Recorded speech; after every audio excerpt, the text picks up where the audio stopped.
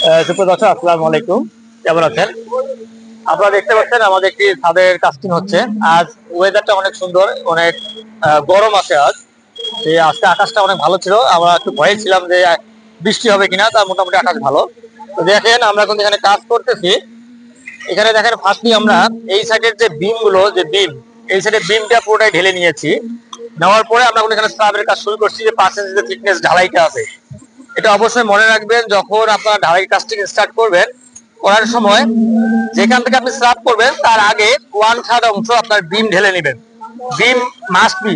বিম ঢেলে নেওয়ার পরে তারপর লেভেল দেখে আপনাকে 5 ইঞ্চি থিকনেস ঢালাই দিতে হবে। এখানে দেখেন আমরা এদিকে যত সব বিম গুলো ঢেলে নিয়েছি।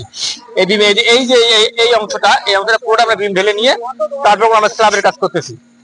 অবশ্যই এইভাবে মনে রাখবেন, যখন আপনারা এই স্ল্যাবের কাজ শুরু করবেন তখন অবশ্যই বিম ঢেলে নিয়ে 5 ইঞ্চি থিকনেসের স্ল্যাব শুরু করবেন।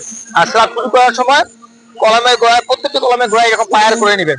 পায়ার করে নেওয়ার পরে যে আমার টেপ আছে, যেটা এখান থেকে লেবেল টেনে দেবে। আমার লেবেল টেনে নিচে দেখতে পাচ্ছেন, এই লেবেল টেনে নিয়ে তারপর আপনাদের 5 ইঞ্চি থিকনেসটা সব মেপে দেখতে হবে যে লেবেল ঠিক আছে কিনা। এইভাবেই সাধারণত লেবেলিং করে নিয়ে 5 ইঞ্চি আপনাকে থিকনেসটা ঢালাই দিতে হবে। আশা করি বুঝতে পেরেছেন। আর অবশ্যই আমাদের এই পেজ এবং চ্যানেলে পাশে সবসময় থাকবে। আসসালামু আলাইকুম।